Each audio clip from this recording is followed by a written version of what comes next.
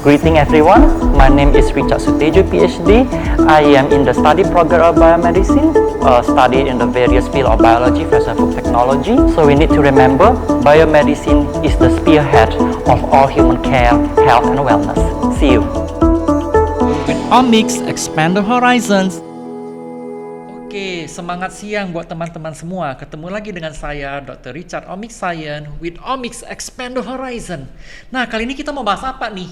Ya, nah, kalau kita lihat berita COVID-19 ini semuanya sudah merajai di mana-mana, ya, di media elektronik, di media sosial dan sebagainya, ya. Dan juga ada beberapa versi yang tersebar mengenai COVID-19, gejala-gejalanya bagaimana, ya, dan bagaimana dia bisa membahayakan manusia. Terus ada lagi versi, kalau orang di bawah umur 45 tahun tidak apa-apa, orang anak bayi tidak apa-apa, dan sebagainya, ya. Nah, topik kali ini yang saya mau bahas adalah bagaimana COVID-19 ini bisa membahayakan bagi kita. Nah, kita harus tahu dulu ini, kita bahas dari awal mula. Nah, COVID-19 itu bisa menular dari satu penderita ke orang lain itu, ya, dari mata, hidung, dan mulut. Nah, ini adalah jalur yang umum yang biasanya, ya, dilewati oleh partikel-partikel virus ini yang bersifat airborne.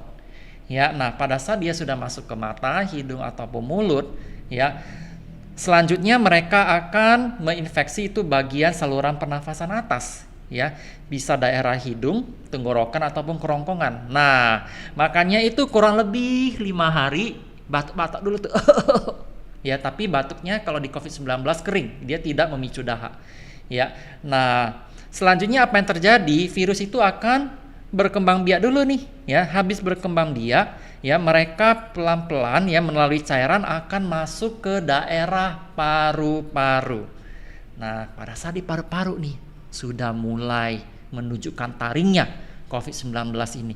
Nah, taringnya seperti apa? Ya, kalau kita lihat paru-paru itu di dalamnya itu ada alveolus. Ya, itu seperti kantong-kantong udara yang ada di paru-paru yang berfungsi, ya, untuk melakukan pertukaran oksigen dan karbon dioksida. Ya, jadi itu diselubungi oleh yang namanya sel paru-paru tipe 1 dan tipe 2. Ya, tipe 1 itu seperti pelapis dinding pada alveolus, dan tipe 2 itu dia mengeluarkan zat yang namanya surfaktan. Nah, agar bisa terjadi pertukaran paru-paru di dalam alveolus dan peredaran darah, ya, itu memerlukan surfaktan ini. Dan agar darah tidak bisa masuk atau bocor ke dalam alveolus, dia ada sel tipe 1. Jadi dua-dua sel ini penting. Nah, tapi masalahnya adalah pada saat terjadi infeksi COVID-19, ya, yang terjadi pertama adalah sel-sel ini akan terinfeksi, ya, dan rusak. Nah, selanjutnya, ya, virus juga menaktifasi sistem kekebalan tubuh. Ya, jadi sel-sel kekebalan tubuh ini akan, ya, diarahkan, ya, ke daerah yang terinfeksi. Nah, sayangnya sel kekebalan tubuh ini ada yang belum bisa mengenali dengan benar, ya, sehingga juga ikut merusak sel paru-paru. Ya, dan sel kekebalan tubuh ini juga, ya, ingin merekrut bala tentara juga nih, ya. Nah, pada saat proses merekrut bala tentara untuk membantu memerangi virus di daerah paru-paru, ya, mereka memproduksi namanya sitokin atau cytokine. Nah, zat ini pada dasarnya protein. Bukannya membantu memerangi penyakit, cytokine yang berlebihan ini akan membuat paru-paru dipenuhi oleh cairan ini, ya, banjir paru-parunya. Pada saat banjir, apa yang terjadi? Pertukaran udara tidak bisa berlangsung lagi. Kalau semakin banyak alveoli yang terkena, apa akibatnya? Penderita akan mengalami sesak nafas. Dia akan muncul namanya acute respiratory distress syndrome. Nah, inilah yang bermasalah, ya. Ini menyebabkan gangguan pernafasan yang cukup parah sehingga memerlukan ventilator dalam melakukan pernafasan oleh pasien tersebut. Nah, ini juga sudah gawat, ya, ini akan menurunkan kadar oksigen di dalam darah. Kita sendiri tahu oksigen ini sangat penting ya untuk seluruh sel-sel tubuh dalam melakukan metabolisme. Nah, banyak kita temui pasien-pasien COVID-19 yang mengalami apa? Ya, mengalami kegagalan sistemik ya, banyak organ-organnya berhenti berfungsi dengan baik. Nah, disinilah COVID-19 fatal. Ya. Nah, ada berita baru lagi nih, teman-teman. Berita barunya apa? Selain daripada paru-paru, ternyata COVID-19 ini ditemukan di usus, di otak, bahkan sampai cairan sperma. Nah, ini tentu saja menimbulkan kebingungan. Kenapa sih ya dulu-dulu itu nggak ada? Zamannya SARS nggak ada, zamannya MERS nggak ada. Kenapa SARS-CoV-2 ini ada?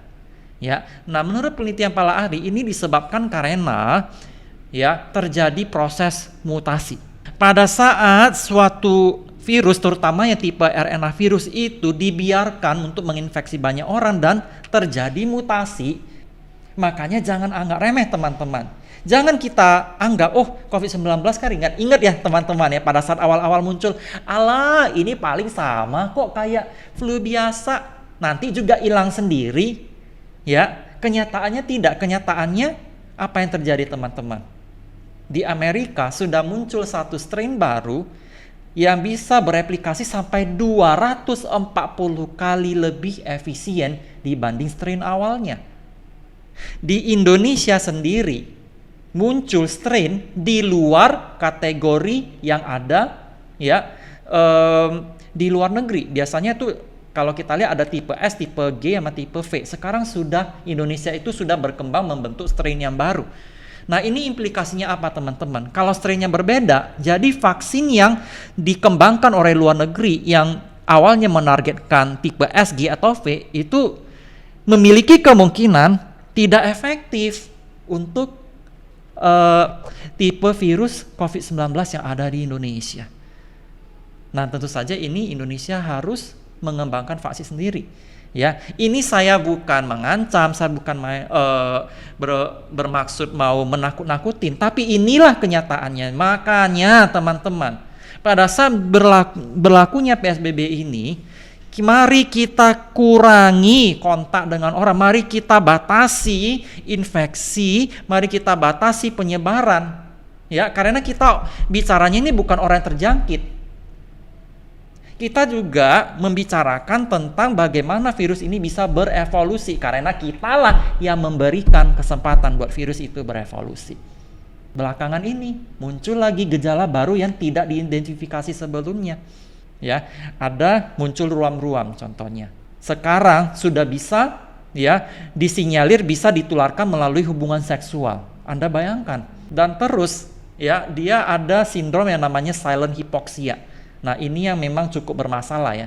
Silent hypoxia itu adalah kondisi di mana saturasi oksigen yang ada di dalam tubuh itu di bawah 90%, tetapi silent. Kita tidak mengetahui apa-apa, kita merasa sehat, kita merasa tanpa gejala, Anda jalan kemana-mana, tahu-tahu pada satu titik tiba-tiba kolaps.